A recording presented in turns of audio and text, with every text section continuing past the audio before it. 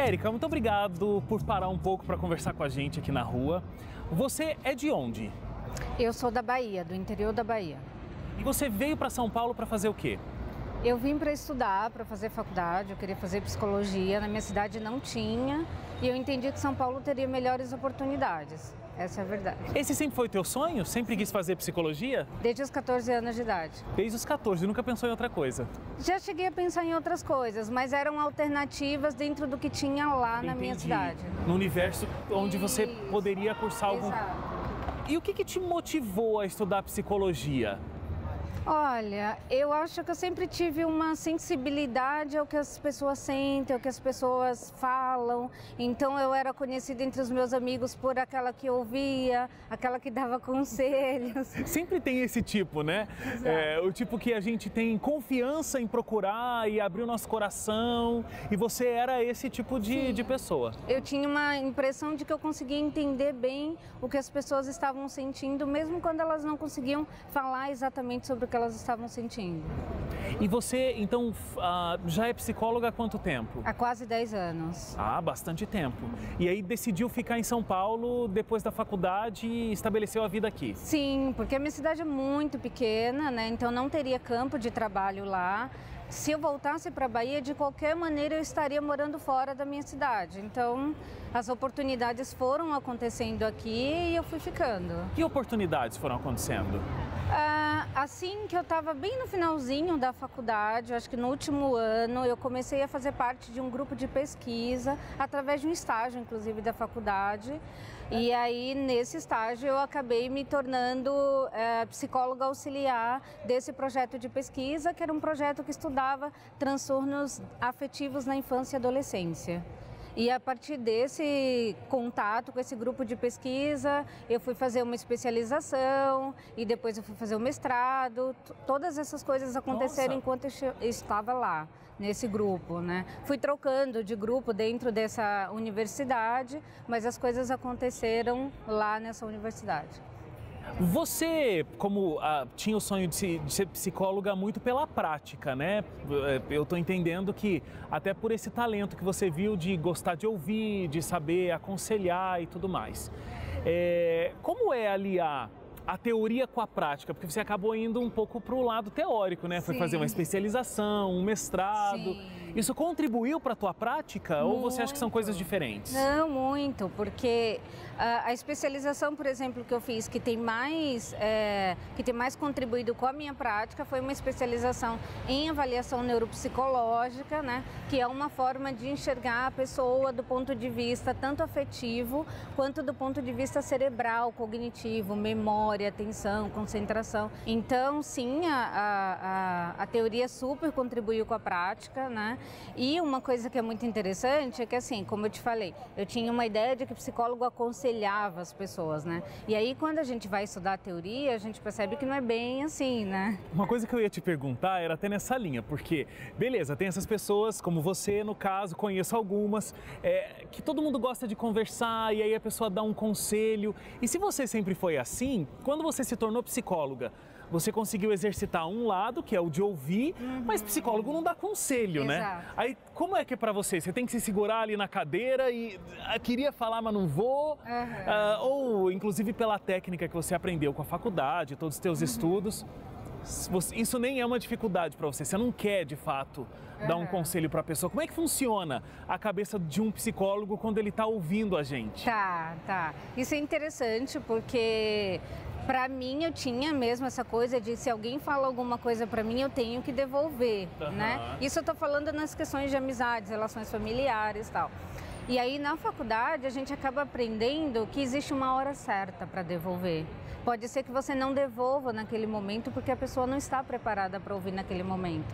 A partir dos primeiros encontros, a gente já tem uma ideia de como é o funcionamento dessa pessoa, através daquilo que ela está trazendo. E aí sim a gente já sabe, não, isso aqui eu falo agora, isso aqui eu espero um pouco mais, né? Então a prática vai trazendo isso. Mas no começo foi mais difícil, sim. Eu imagino. No começo eu ficava mais de, nossa, mas eu vou deixar a pessoa nessa angústia? Embora, sem falar nada? Exato.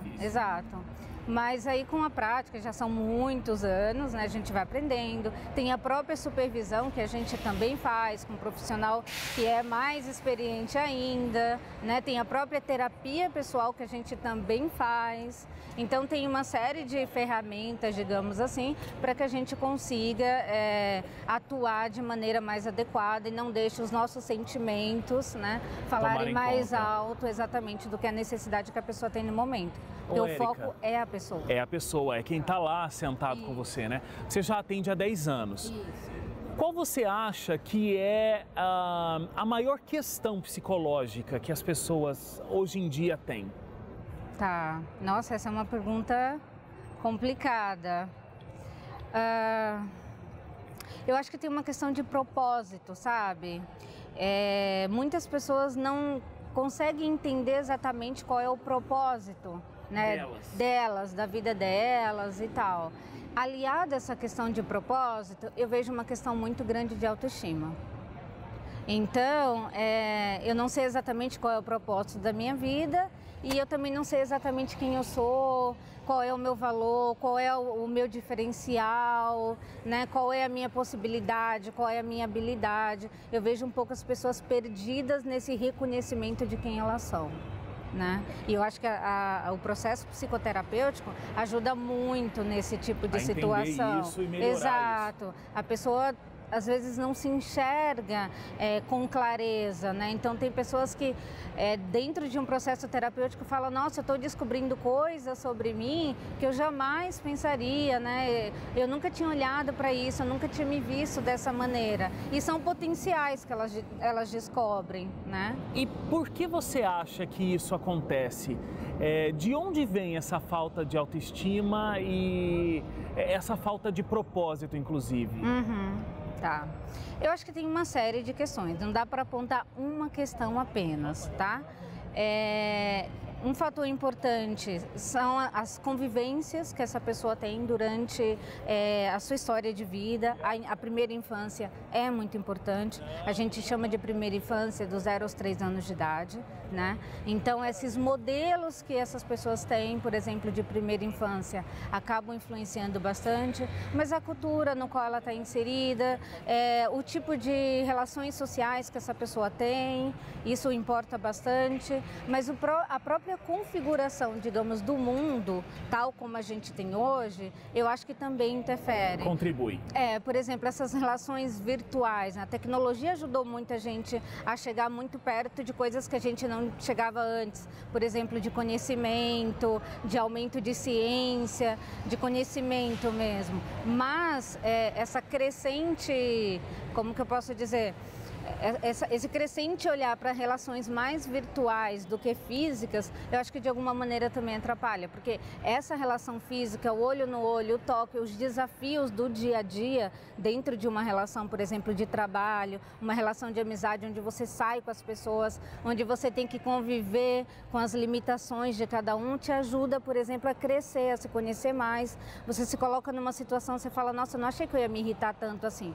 No virtual é mais superficial, porque eu não gostei, eu desligo o computador, acabou, eu acabo com essa relação aqui, tá tudo certo. Tá no meu controle absoluto. Tá no meu controle absoluto, é só desligar um botão e tá tudo certo. Eu não preciso ir mais a fundo se eu não quiser. Dentro de uma relação física, mesmo que você não tenha uma intenção de ir a fundo, às vezes você tem que ir, por exemplo, se aquele cara que te incomoda é o teu colega de trabalho, você tem que lidar com isso.